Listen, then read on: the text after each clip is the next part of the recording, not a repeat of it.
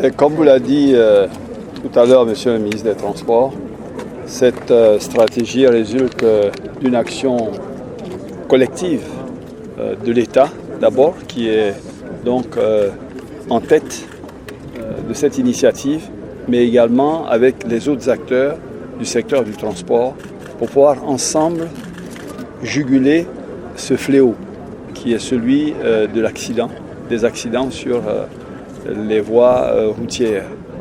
Comme on vous l'a dit, d'énormes investissements ont été faits pour donner aux populations un réseau routier qui soit de qualité.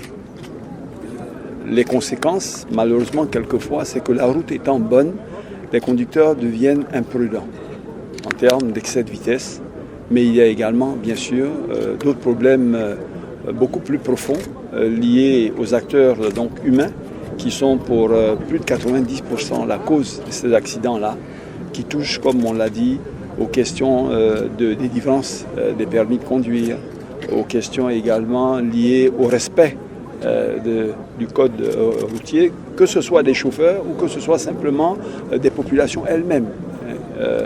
Et puis on a également les problèmes liés au contrôle des véhicules. En fait, l'ensemble de ces éléments-là qui, mis ensemble, nous donnent des résultats en termes de mortalité, de blessés sur les réseaux routiers qui a atteint un niveau inacceptable.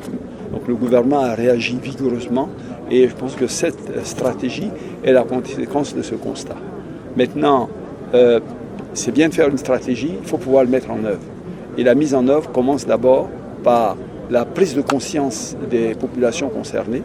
Et cela s'est fait depuis plusieurs semaines, mais également hier par la sensibilisation, la formation à travers des séminaires, etc.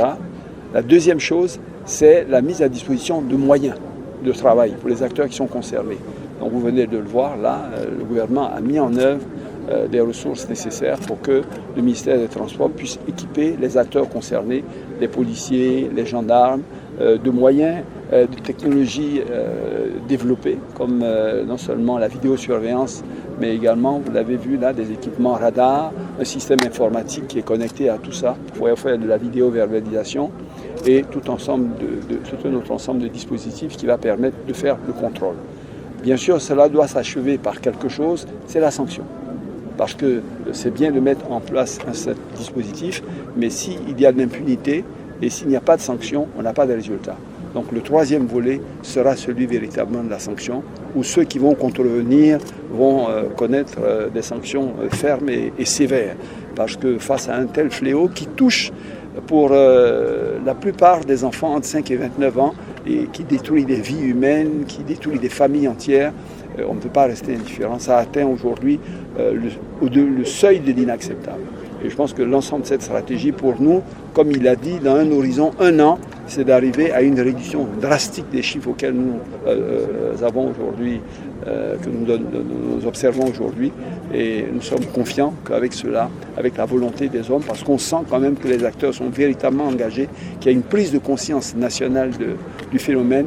Donc nous sommes optimistes sur le fait que, après tous ces efforts du ministre des Transports, et en formation, et en sensibilisation, et en mise en place d'un dispositif réglementaire, et en mise en place des moyens nécessaires, on va arriver, je dirais d'ici 1 an, à des résultats qui sont à la mesure des attentes des populations.